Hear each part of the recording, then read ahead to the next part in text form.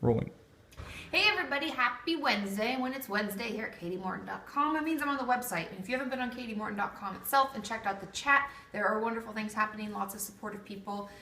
Since, I'm traveling now and I'm not online as much, it's a great way to get some extra support. And I'm also on YouTube, so if you asked your questions below yesterday's video, I have two today, as well as a journal topic. So let's get going.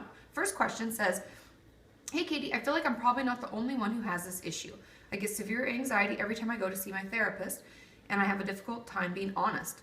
I was consistent for a bit every other week, but I haven't gone back in a while, and I'm not sure why I get so freaked out though. My therapist and I have gone through the gist of things, but it's just hard to get deeper. Should I try and find another therapist?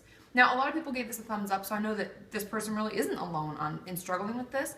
And there are a couple things I want to talk about. The first being, if you just feel anxious around this person, it has nothing to do with the fact that you're talking about things that are uncomfortable. If you just don't really jive with your therapist, like I've talked before, the most important thing in a therapeutic relationship is the fact that you really feel that connection with them. You kind of click with them. It's easy to talk to them.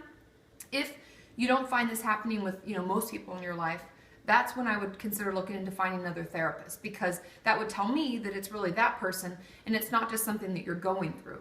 But if you find you're struggling with, connecting with people, talking with your friends, if you're just you get really anxious and have a lot of social anxiety, that's when I would make sure you bring it up with your therapist. And I would talk to them and say, I have trouble with my friends. I even struggle with you to bring up things I get really freaked out before my sessions. I would just tell it like you're telling it to me, because there's no shame in that. And that gives your therapist more information so that they can put together a plan and help you work on it, right? Like I said in my video yesterday, the more we share with them and the more open and honest we are about it, the more information they have so that they can actually help us, right?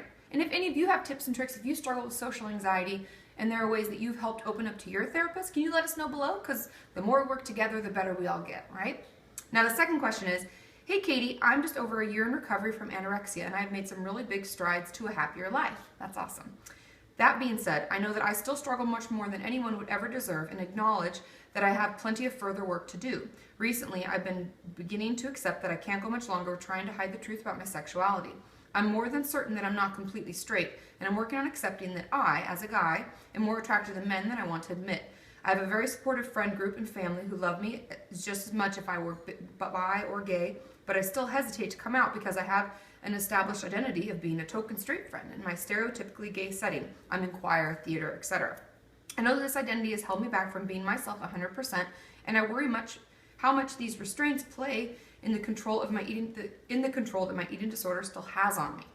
Is it possible that the hardships of coming out will make it easier to make further steps toward a healthy self in regards to my eating disorder? How might the two be connected? I know that's a really long question. That's why I only did 2 questions today, but I know this had a lot of conversation on my website, and I know that a lot of people struggle with this, and there is, to some extent, a connection between our sexuality and a lot of times our eating disorder, our self-harm, our depression, because we utilize those things as coping skills.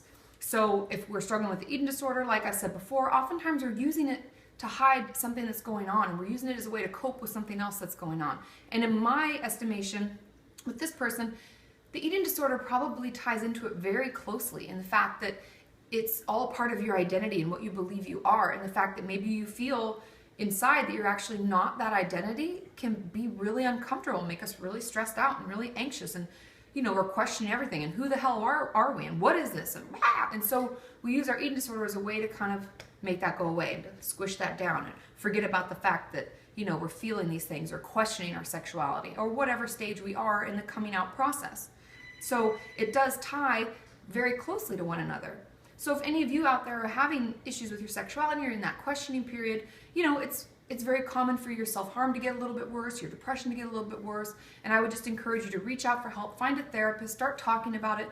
Know that you don't have to be in the, I know I'm definitely gay or I'm definitely this. You can be in the questioning period for a really, really long time. So just know that it's okay to talk about it.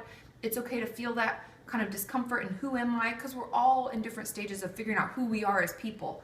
And the more we talk about it, the less we'll feel the need to use our eating disorder, our self-harm, or depression to cope with it, okay? Now, journal topic says, I don't know how many people have said anything about this, but I know someone who used to put out a quote a day that was inspirational on public chat. She stopped for a while because she needed a break, but here is one that I thought would be good for a journal topic. The quote is from a song. Here it is, every storm runs out of rain, just like every dark night turns into day. So think back to something that you've had a hard time with and thought it would never end. Write about it, how you got through it. Maybe even share with others how you feel comfortable doing so because you could be able to help them. P.S. Maria came up with this whole thing, so I posted it for her and I take no credit for it at all. But the quote again, I'm going to say it one more time, is every storm runs out of rain, just like every dark night turns into day. I thought that was a really cool one, and I also like the idea that there was someone in chat posting a inspirational quote every day. That's how great the website is. So if you haven't gotten on, check it out now, and I'll see y'all tomorrow on Twitter. So ask your questions there using the hashtag KatieFAQ.